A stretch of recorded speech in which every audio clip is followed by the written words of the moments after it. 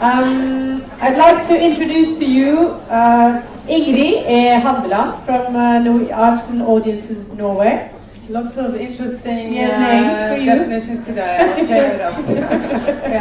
And she's the director of that organization, and they've done a very, very interesting research project called the Oslo Atlas and the Performa project.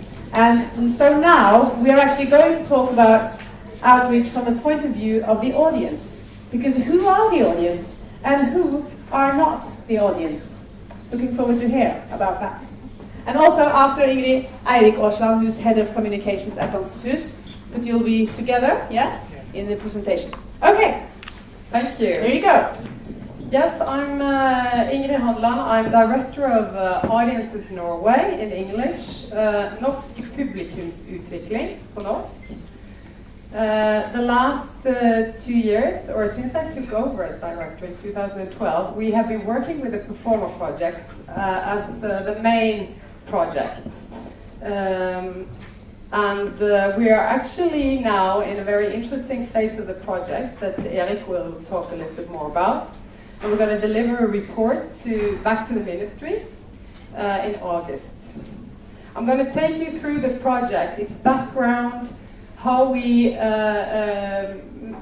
defined our goals, and some of the insights from the Oslo Atlas. But the Oslo Atlas is really huge. It's 350 pages, so it's absolutely not possible for me to give you any really thorough, I can't really explain it. I will only scratch the surfaces, of course, but still. Audiences Norway was established in Bergen. It was an initiative from the city of Bergen, but it coincided with a specific moment in history of cultural policy in Norway. And I will come back to that. So there was a moment, a window where there were money, both from the municipality in Bergen and from the states, and that's someone took the opportunity and established Audiences Norway. It's a national member organization. We are now 142 members. They are paying a fee to be a part of what we call a knowledge network. We are me and one colleague and all of the 142 members. So the idea is, so to speak, that we are the center of in a network, and that we try to spread information, knowledge about audiences. We are not a consultancy or anything. Our aim is to spread knowledge about audiences for our members to be better informed when they are doing their outreach or marketing or whatever you call it. I'm not saying that marketing and outreach is the same. I'm just saying that they are different parts of a larger thing that I will try to define now. Our mission is to stimulate our members to grow a larger, more diversified and more engaged audience through sharing of audience insight, practice and tools. We do this by arranging an annual conference and by arranging seminars, and now we're trying to develop together with other actors, players in the field, some actually kurs, whatever that is in English, course, no, not workshops, kind of schooling, education, because there has been talk about audience development in Norway the last years, and sort of everybody knows that this is something we have to do or we ought to do, and we have because there is strong cultural politics behind it, but people don't really know how to do it, and they don't really know how to define it. If it's something else than marketing, then what is it then? Or maybe it's just marketing in a new disguise. Maybe it's just new public management covered in some nice new garments to kind of get people inside arts organizations to do something they shouldn't, but because they just don't recognize what this is. for me, coming from the National Theatre, where I used to work as head of communication for many years, I step into this very natural, as I'm just thinking that what I used to do there, trying to build audiences for what we did,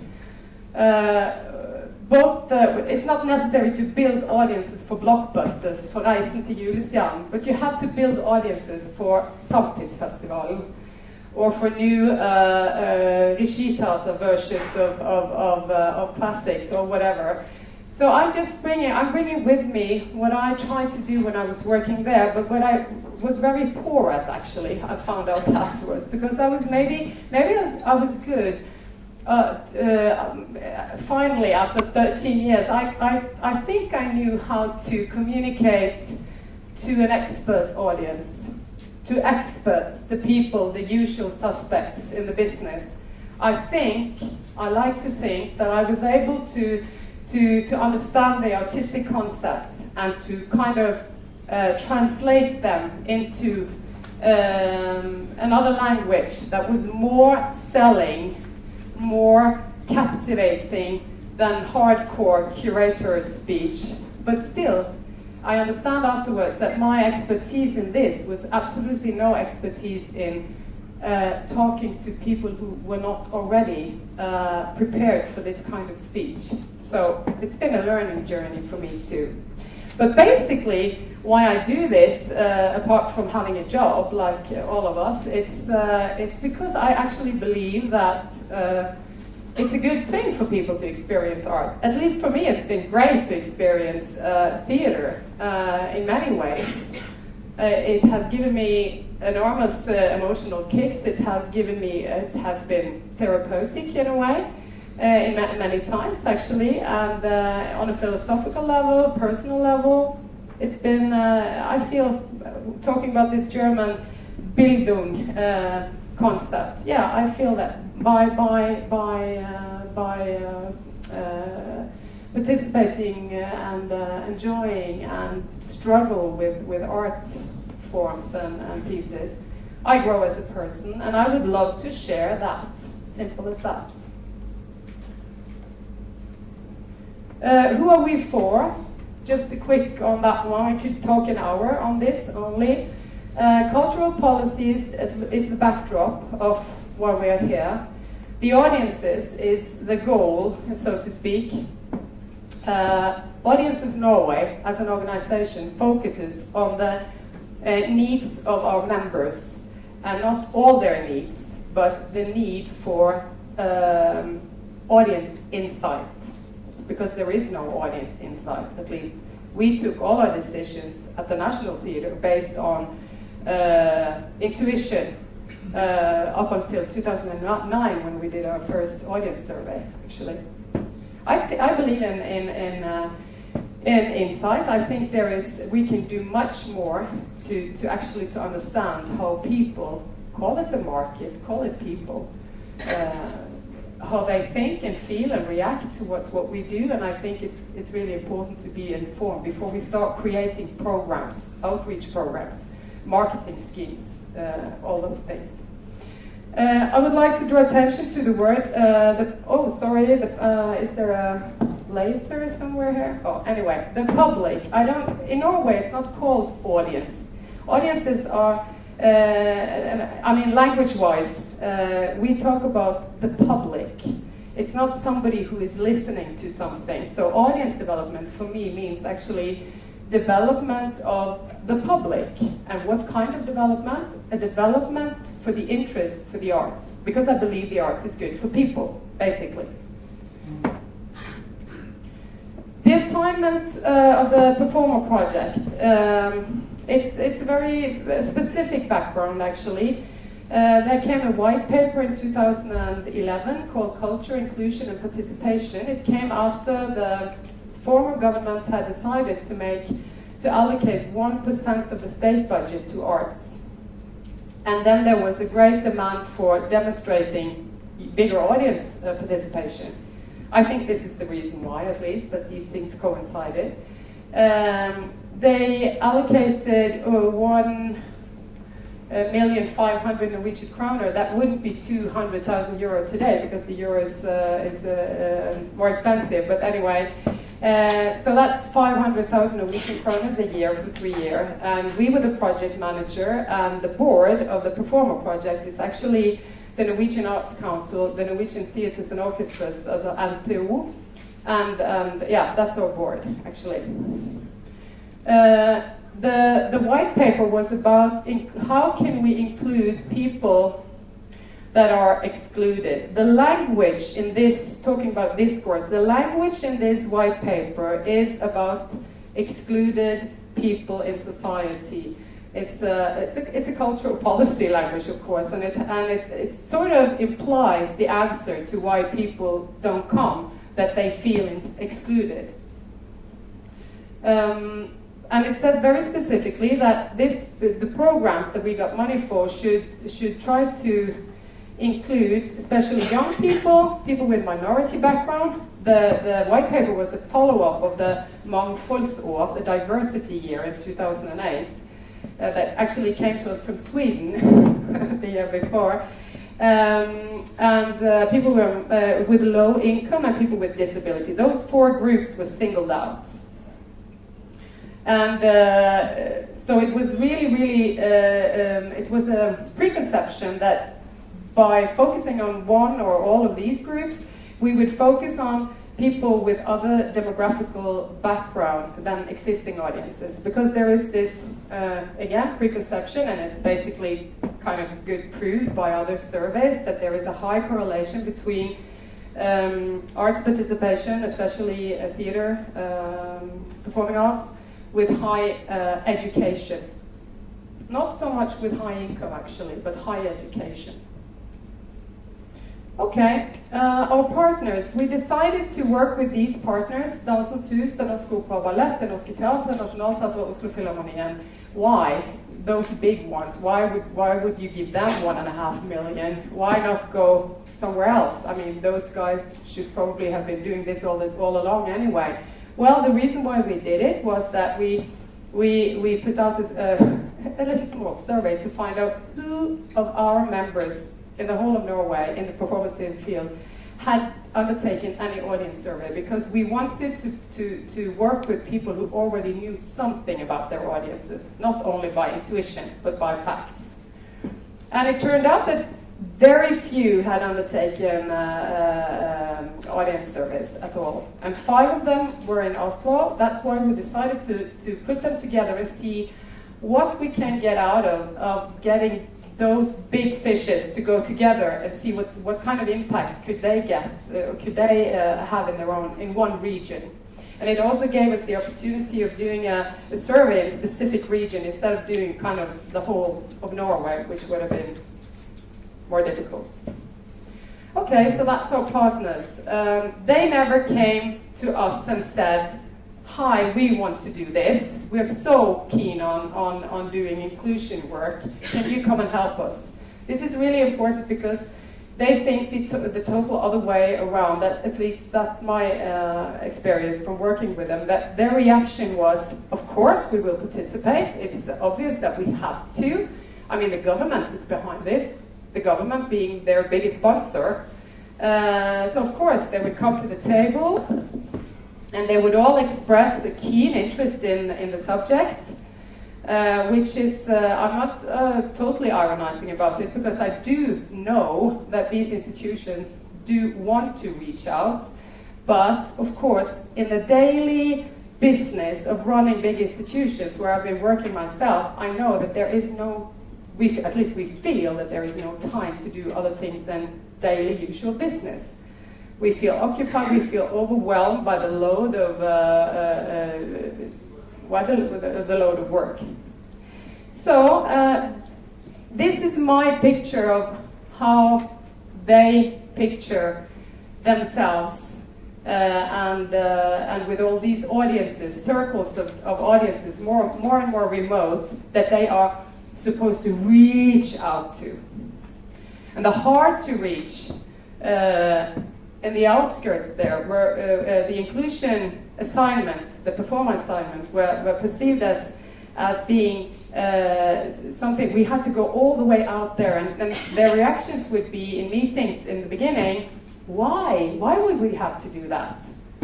Why should we do that? Why don't we? It's hard enough to have people in the nearest circles. I would say like the 1 or 2 or 3 first circles. We compete selling tickets with other similar institutions in Oslo.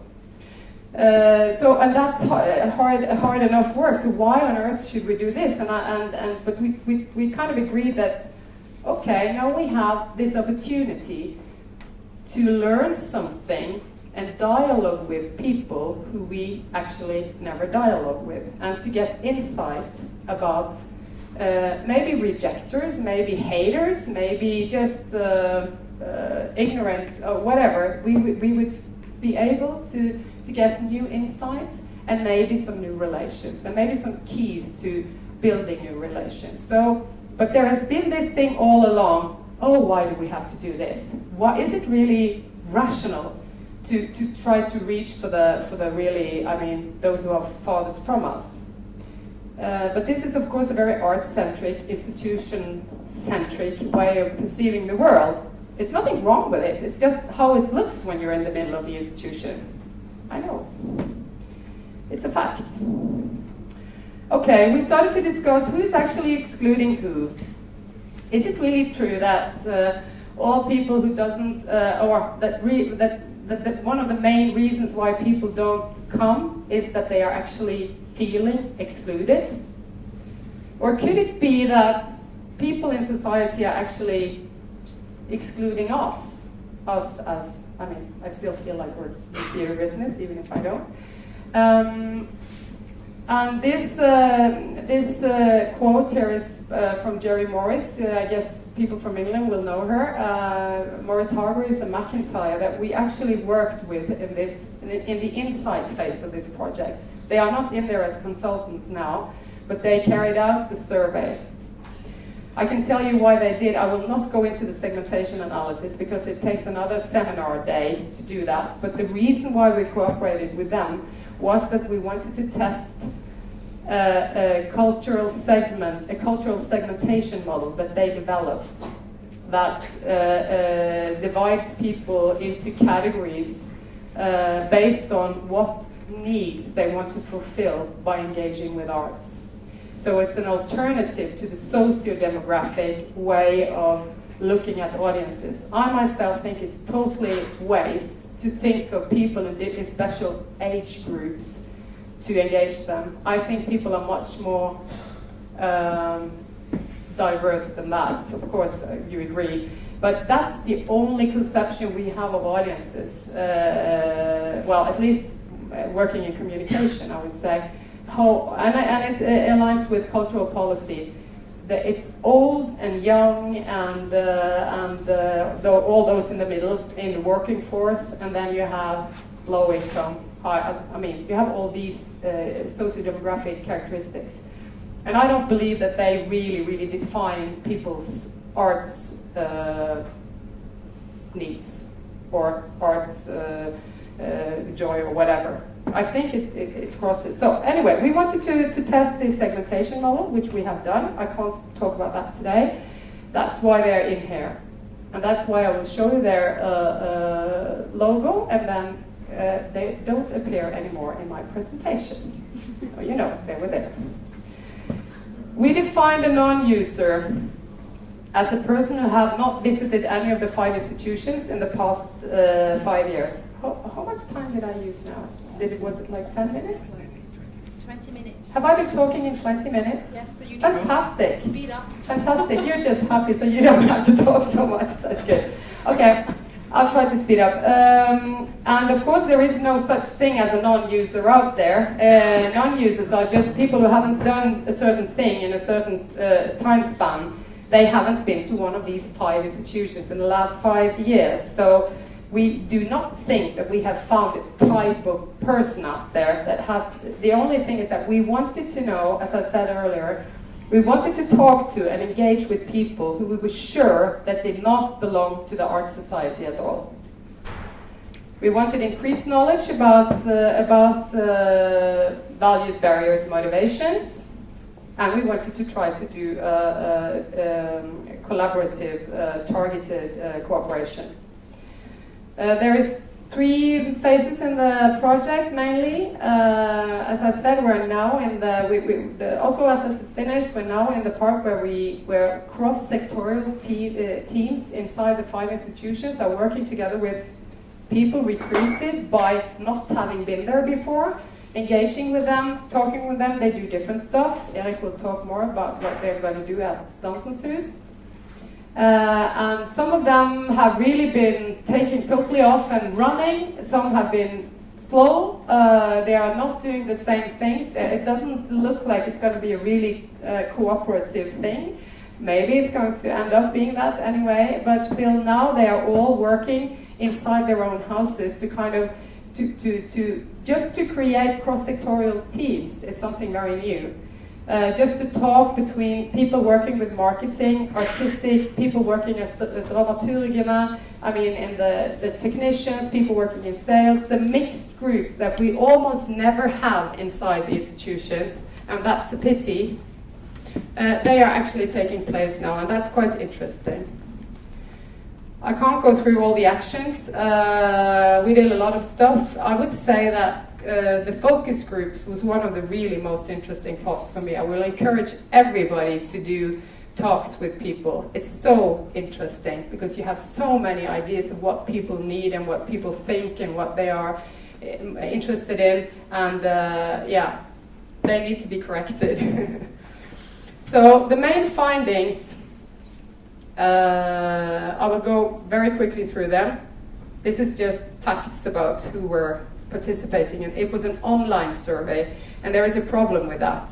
And I will be open about it. There is one main problem about it, and that's that we have too few people with minority background. We discussed this a lot before we went into the survey, and we were forsikret, whatever that is in English, that there would be a representative proportion of people, but there are too few people with minority background still. So that's a flaw, but that's the way it is.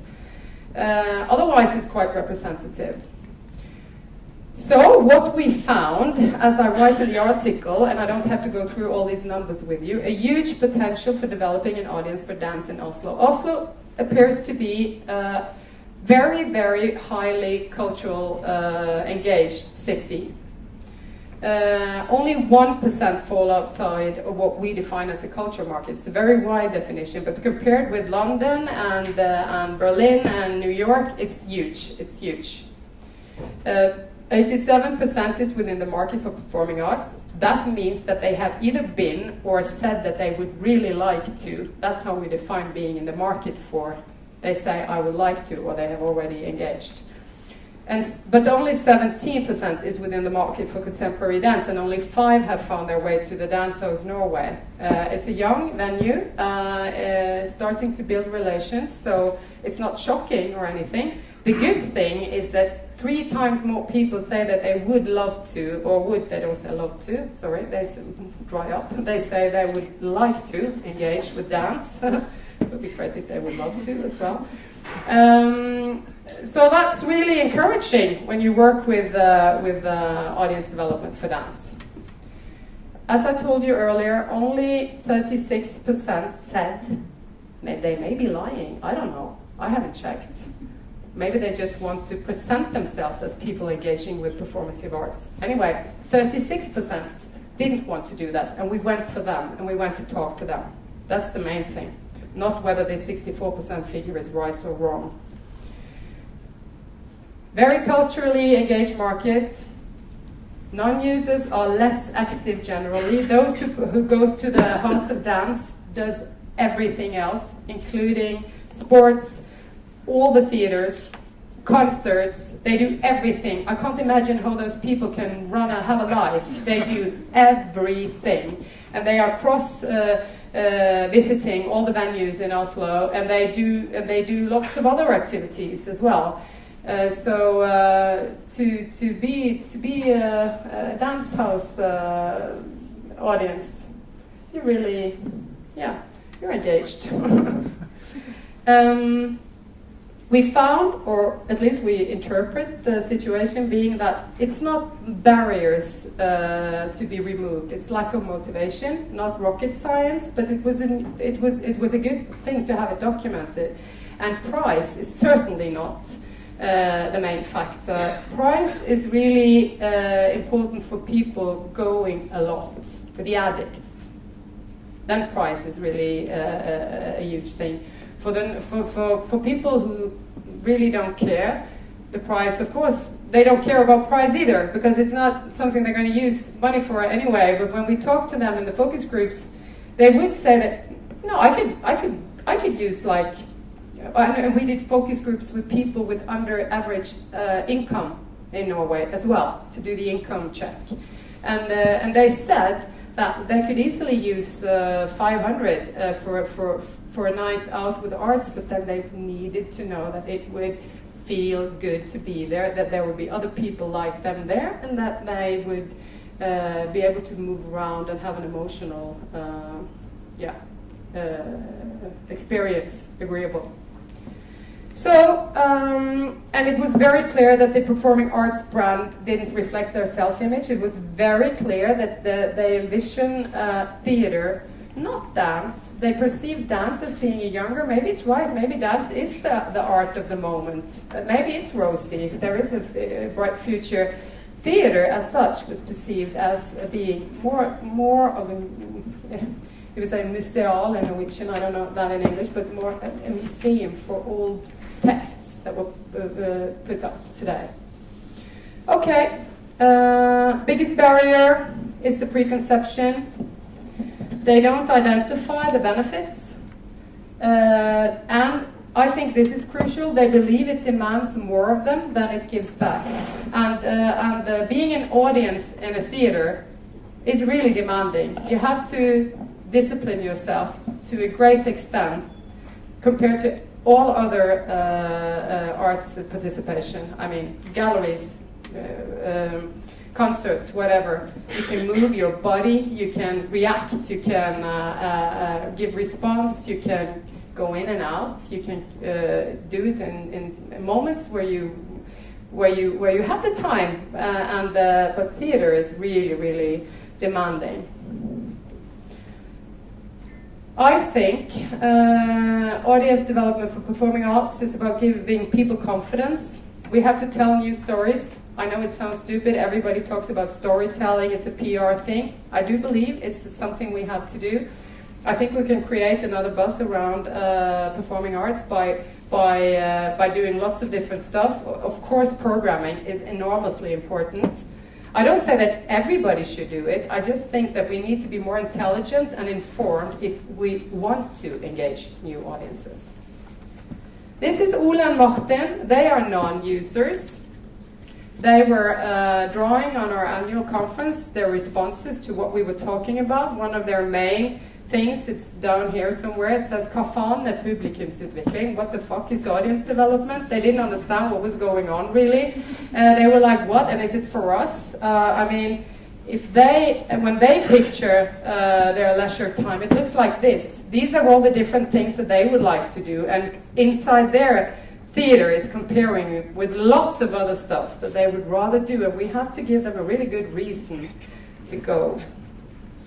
Thank you.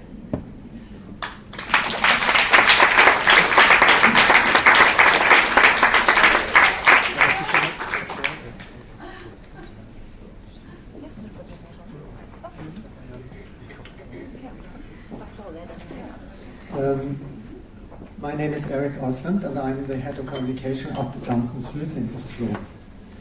I'm sort of negotiating with myself whether I'm going to go through with my planned presentation or just briefly comment on Ingrid's things, and I think I end up with just briefly commenting on Ingrid's presentation.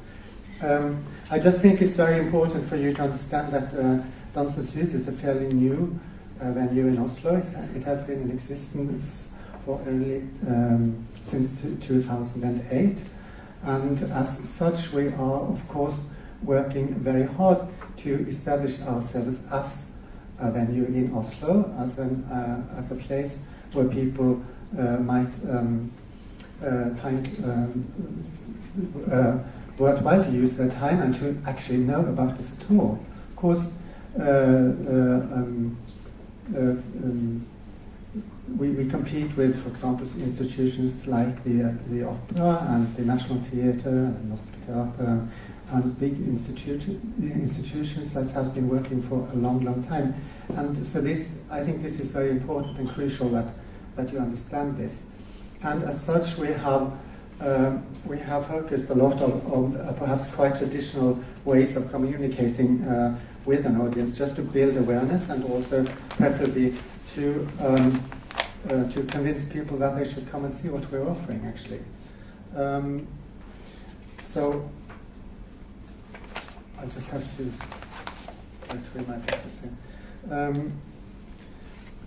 I think we have, you have met Margrethe already, and I think she does a tremendous job to create a program that is quite diverse and offers many opportunities for people like myself who is going to communicate this, because it's a wide range of different styles of dance. It has a potential of reaching quite a lot of people.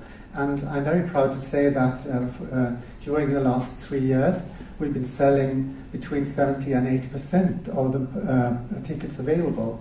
And I think that's, even if it's only about 20,000 people who actually visit us, I think it's a quite good figure when you manage to sell that many, that big percentage of tickets available. So I'm quite proud of that, actually. It has been very interesting for us to engage in this in the Performa project. We are the only pure dance institution in Norway, or dance theatre, presenting dance performances, and we are in this group, as you heard, are basically much bigger and much older institutions than us. And we have, I think we can say we have learned things on two levels. Maybe the most important for us is that we have gained a much broader and wider insight in who our audience is. Even if this project aims to sort of talk with the non-users, I think maybe the most important for us has been to go deeper into the characteristic of who is actually visiting us and who is interested. And as we've heard, quite a substantial part of the culture market in Oslo is actually saying they are not interested. About 60% are not interested, but 40% is interested. And I think that's really good news, because we attract maybe 5% of that again. So there's a huge possibility of reaching out and gaining audience for all the wonderful art that we actually program in our theatre. I think that is perhaps sort of the optimistic and the most interesting learnings from the survey. And also, of course, it is very interesting to learn about why people are not going. And perhaps the most important lesson learned is that we tend to think that we have a lot of barriers surrounding all these institutions. And I think it's an interesting twist of that, to think maybe it's not like that. Maybe it's like they don't think we are interesting. They don't think we are relevant. They don't see us as a possibility actually for spending time, basically their free time or spare time. So I think that is quite. I think it's a point that has been under-communicated earlier when we were talking about audience and especially non-users. Dansens will concretely do a focus group interview in February. We have had a little campaign where we asked people to send us their SMS or their phone numbers, or text us, if they had not been to Dansens before. And quite a few people did so. And in this material, we're going to contact people and create a few groups, 2 or 3 groups, in which we were going to invite them to the theatre and ask them to see a show and talk with them afterwards and interview them. And we will talk with them about the performance they've just seen, how they perceived it and how they experienced it, the relevance, if they feel it's relevant what they've seen and what we offer.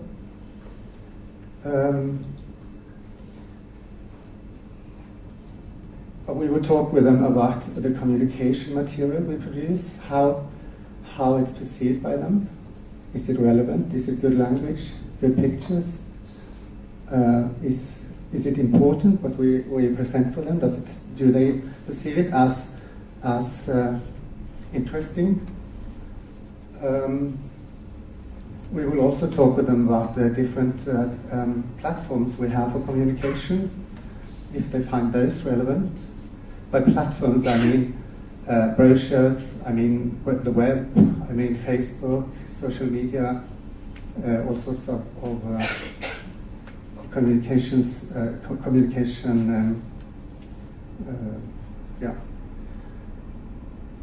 we will also talk with them about how they experienced the visit at Dansens. And maybe they have some ideas of how we could expand the audience and what we could do differently. So we will try to get into good communication with them, and through that, when after most of these institutions do more or less the same on different levels and with different kind of economy in it. But after we've done so, we decided that we're going to meet, and we will discuss, of course, or share the things we learned, and take a closer look whether it's possible for us to collaborate in the future, not only for this project, but also hopefully in the future on different ways of talking with non-users and engaging with them, and perhaps also be successful at reaching further out.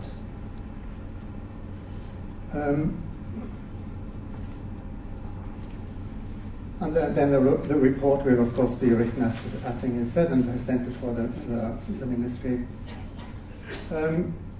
I find, finally, I would just say something about some of the challenges I see in this work. I find that in Norway there is quite little focus on the subject of audience development from an artistic point of view.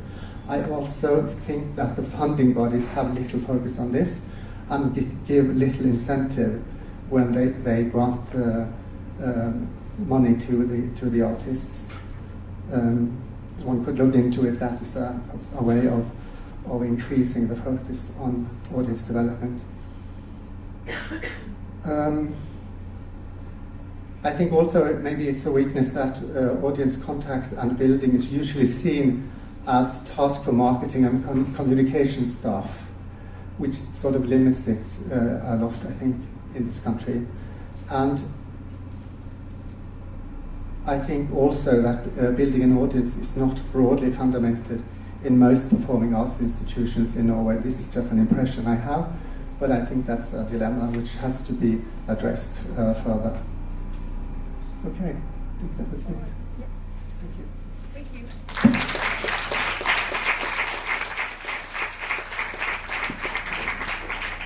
Just hang on a second.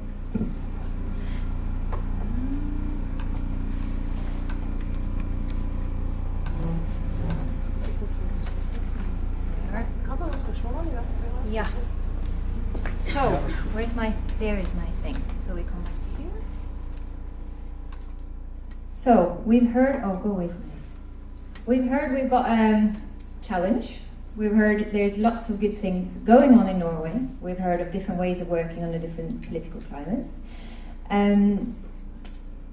Are there any questions for the sort of the voice of our audience, which is Ingrid here, with all the knowledge that she has about the preconceptions and why we aren't engaging to our full potential. Are there any questions? Human.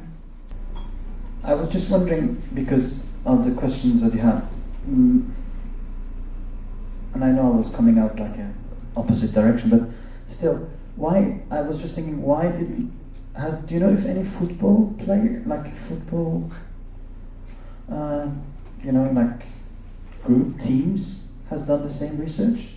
Like, for example, why I never go to the football matches.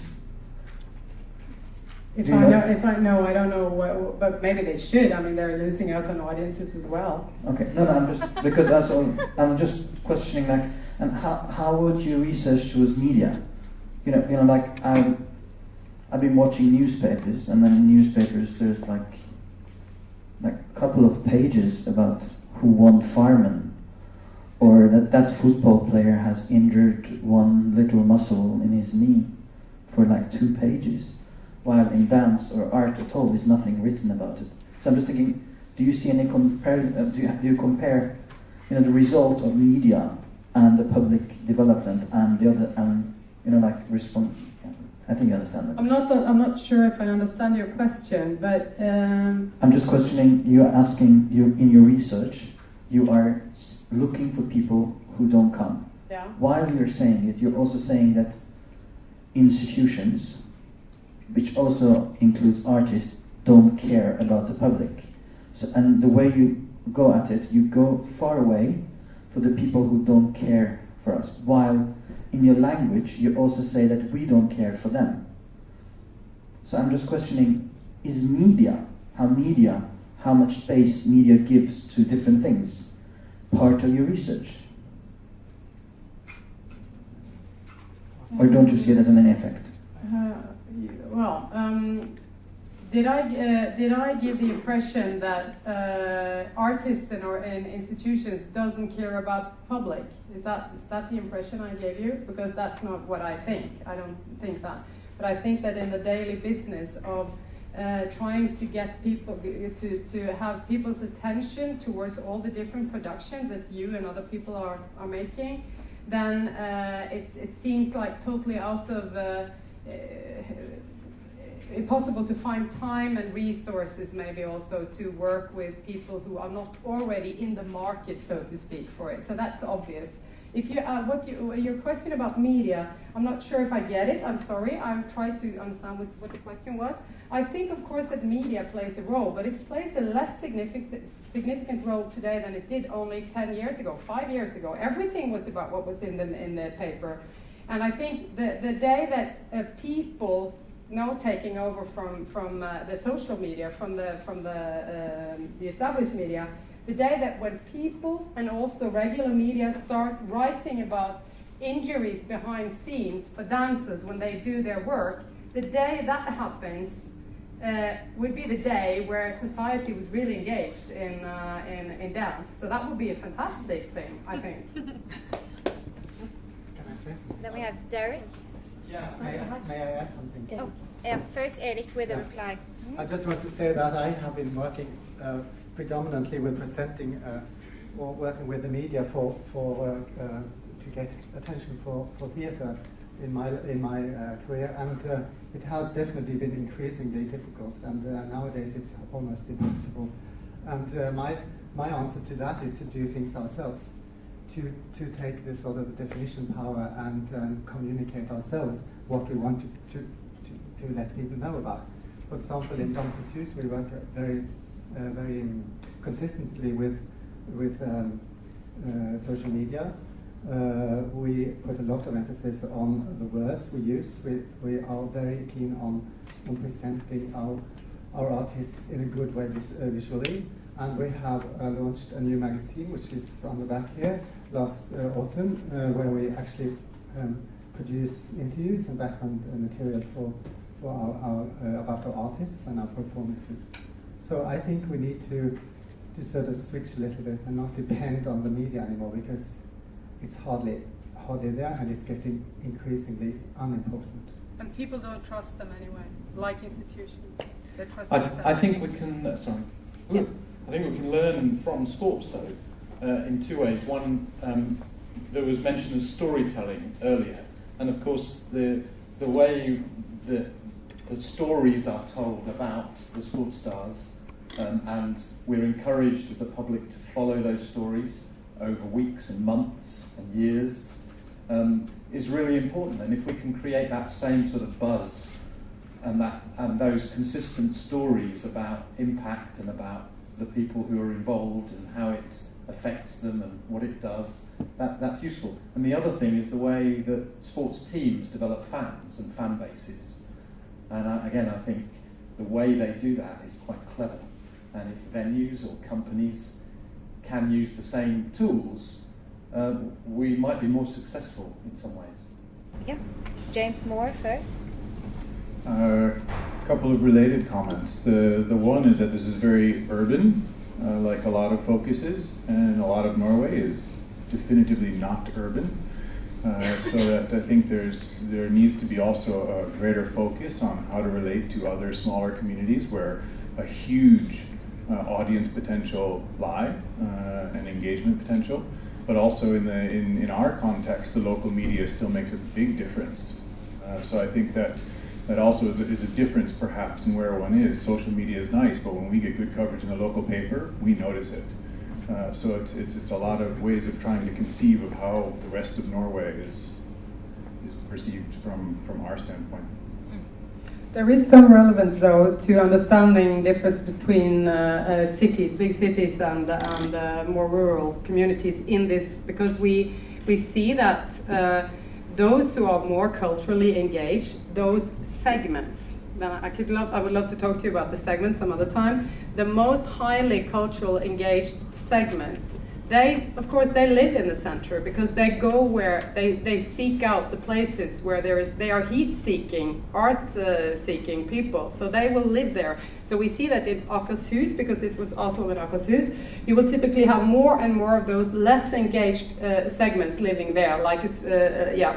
And I can't go into these segments now because we don't have the time, but it's really, really interesting to see how they actually flock around the center, those highly engaged. It was at the back, next to, from Carte Blanche. Hi, I'm Kristin from Norwegian National Company Contemporary Dance, Carte Blanche.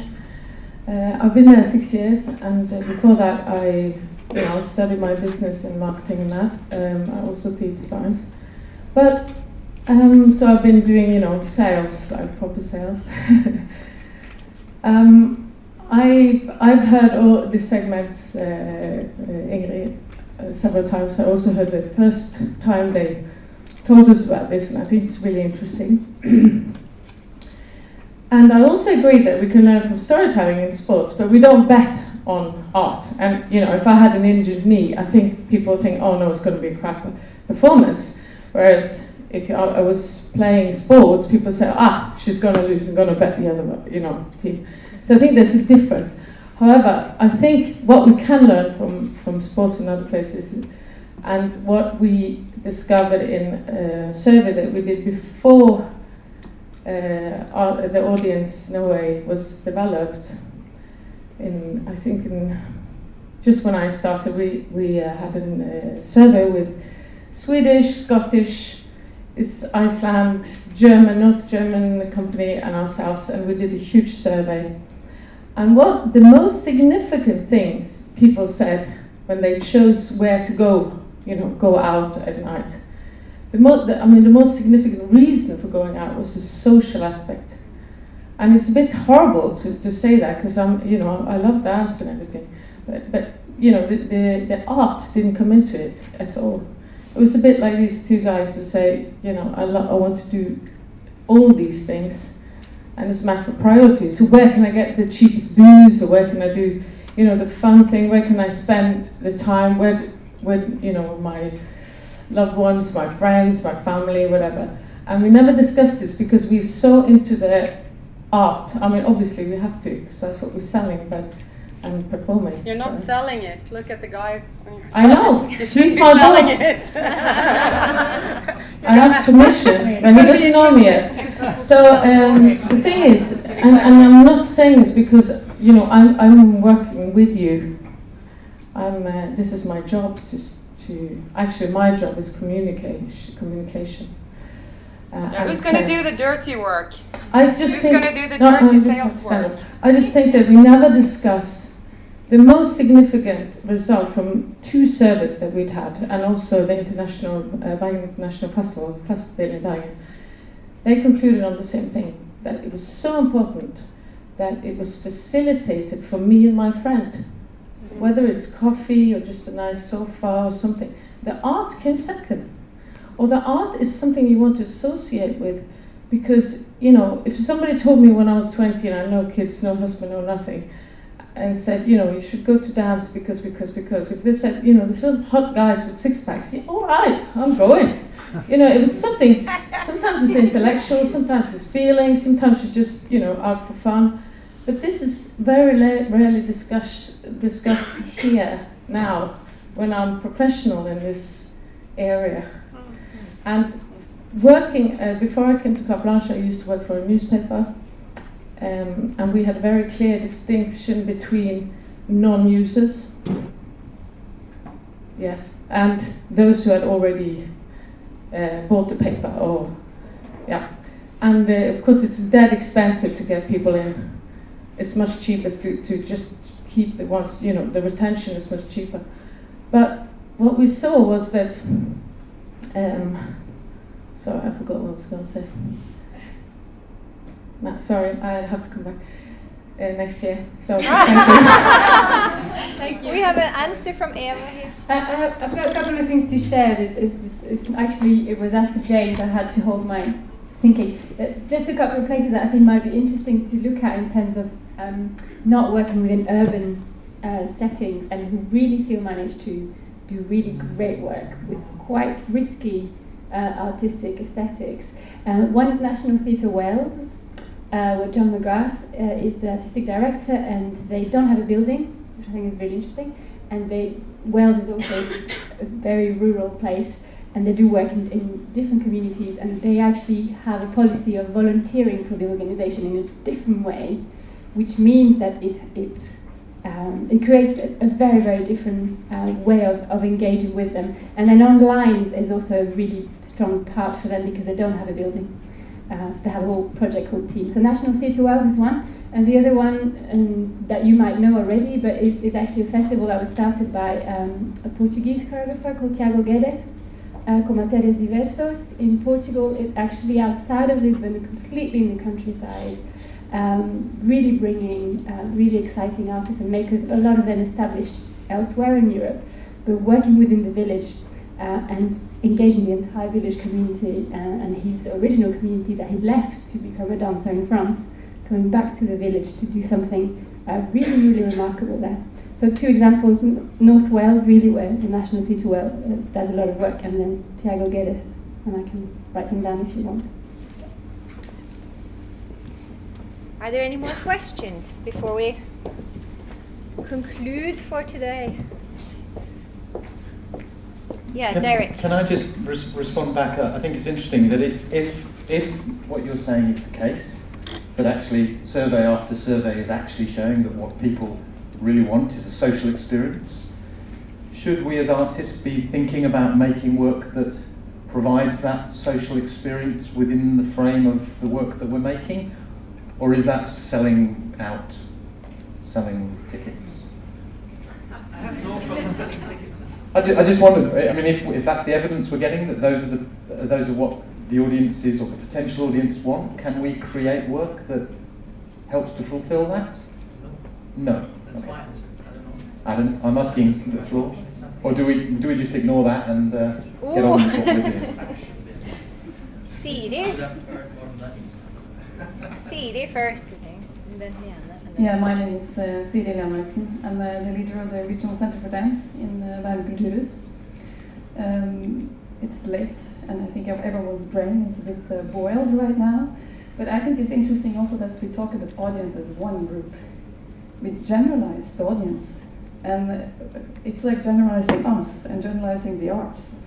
It's so much different ways of experiencing and expressing and looking for an experience, both from the artist side and also from the audience side. And I think we should be very careful by generalizing the audience. And I think also the question about what's commercial and what's more, how do you say? I'm losing my English words. Say the Norwegian one. Conceptual. Yeah. When you say the difference between that, who is making the decision of what is commercial and what is conceptual? Is it the artist or is it the audience? And when is it? When do we hit that line? And I think it's really important too that each venue and each place, each region has to know its own audience to develop it, because they know it. In Oslo, you know your audience. In Hammerfest, you know your audience. On the West Coast, you know. On England, I mean, it's so different, and the social background and the culture is so different.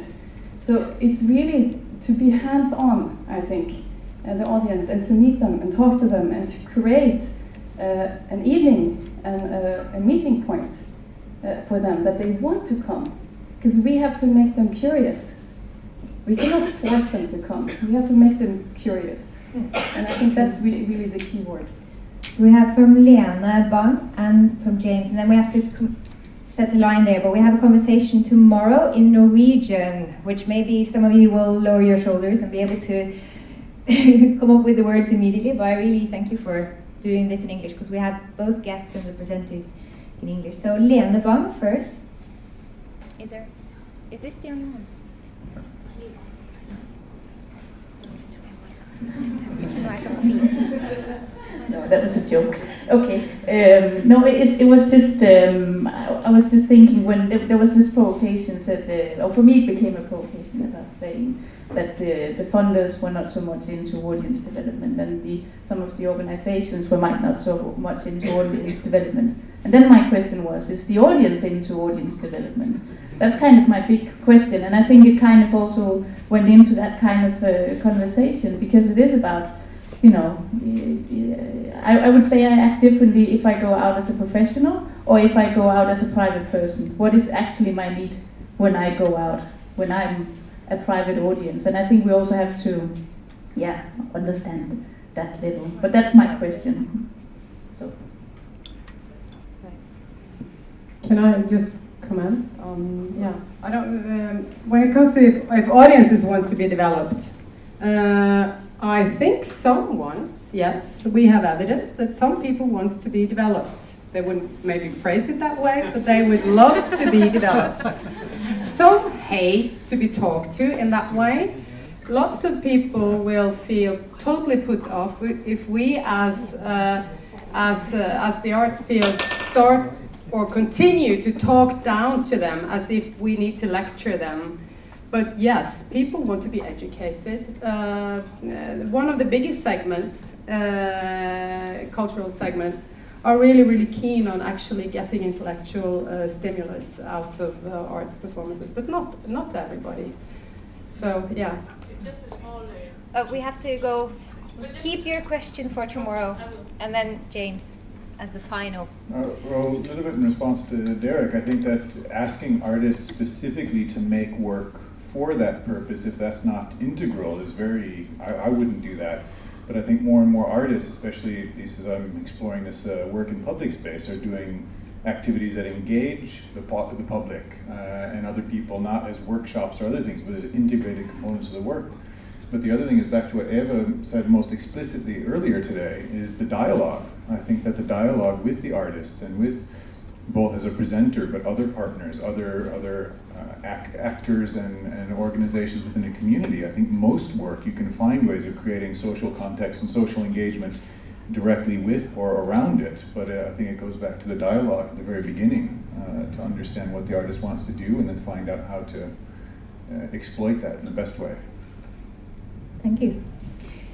So, we're at 4 o'clock. It's the end of the day. It's been a long day. So thank you for listening to all these speakers and enjoying our program. Tomorrow we start with a workshop because we want to sort of not just talk. We want to generate really ideas and concrete ideas of how can we do this work. A lot of you already do it in many different ways, but can we generate more ideas if we sit down together in a workshop? And then finally we'll have a roundtable discussion, because we're not talking in a cocoon here. It's not just us presenting and creating. There's also funding people here. The Arts Council, the Cultural Ministry, and Oslo Kommune, Oslo Municipality are here, and some of them are going to give us their thoughts on what they've listened to today, the ideas, the ambitions that we all have. How can they contribute to making this happen? And I hope all of you also bring your ideas of how can we bring this forward. Are there any ideas we can steal, and would it apply to your setting as an artist? How does this really work full of integrity that still brings so many audiences that we've heard about today and brings people so close to the experience of dance? Could that inspire? Would that be selling out? We can continue the discussion tomorrow. And so bring your questions, and thank you for today. And especially thank you to all our speakers and our moderators and everybody who took part in the panels. Thank you.